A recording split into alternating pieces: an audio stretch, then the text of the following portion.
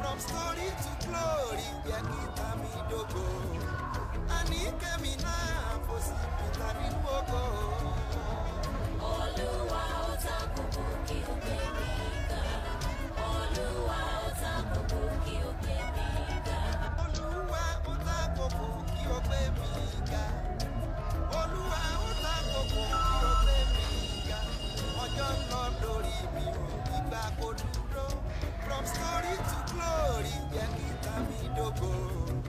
Ani kemi na possibility ni mogo. Olúwa ó ta kókó kí ó gbé mi ga. Olúwa ó ta kókó kí ó gbé mi ga. Olúwa ó ta kókó kí ó gbé mi ga. Olúwa ó ta kókó kí ó gbé mi ga. Ọjọ́ ń lọ lórí mi ò ìgbà kò dúró. From story to glory, yeah, kita mi dogo. Ani kemi na possibility ni mogo. Olúwa ó ta kókó kí ó gbé mi ga. Olúwa ó ta kókó kí ó gbé mi ga. Olúwa ó ta kókó kí ó gbé mi ga. Olúwa ó ta kókó kí ó gbé mi ga. Ọjọ́ ń lọ lórí mi ò ìgbà kò dúró. From story to glory, yeah, kita mi dogo. Ani kemi na possibility ni mogo. Olúwa ó ta kókó kí ó gbé mi ga. Olúwa ó ta kókó kí ó gbé mi ga.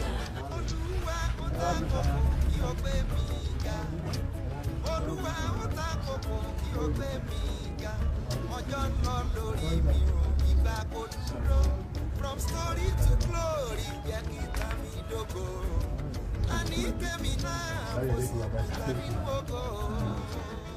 Olúwa ó ta kókó kí ó gbé mi ga. Olúwa ó ta kókó kí ó gbé mi ga. Olúwa ó ta kókó kí ó gbé mi ga. Olúwa ó ta kókó kí ó gbé mi ga. Ọjọ́ ń lọ lórí mi ò ìgbà kò dúró. From story to glory, yeah, kita mi dogo. Ani kemi na possibility ni mogo. Olúwa ó ta kókó kí ó gbé mi ga. Olúwa ó ta kókó kí ó gbé mi ga. Olúwa ó ta kókó kí ó gbé mi ga. Olúwa ó ta kókó kí ó gbé mi ga. Ọjọ́ ń lọ lórí mi ò ìgbà kò dúró. From story to glory, yeah, kita mi dogo. Ani kemi na possibility ni mogo. Olúwa ó ta kókó kí ó gbé mi ga. Olúwa ó ta kókó kí ó gbé mi ga. Olúwa ó ta kókó kí ó gbé mi ga. Olúwa ó ta kókó kí ó gbé mi ga. Used to be a nice man. Used to be a nice man. From story to glory, yeah, kita mi dogo. Ani kemi na possibility ni mogo. Nígbà tí a ṣì máa ń tọrọ, máa ń fún mi lówó 4 or 5 years ago, nígbà tí ó sin kọ̀kọ̀, nígbà tí mi ti mọ anybody, wọ́n máa fún mi lówó. He used to take care of me then. Tí n bá pè wọ́n pé mi ò ní anything lọ́wọ́, he send me money. Mo ti di pastor, I pray for him, by calling mi ní kankan lé, send owó.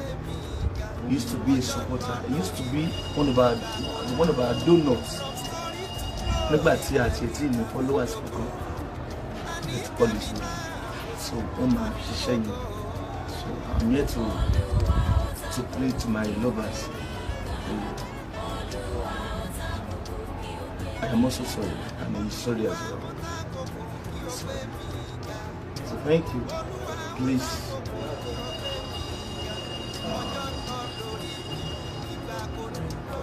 I remain a pastor. I remain your lover.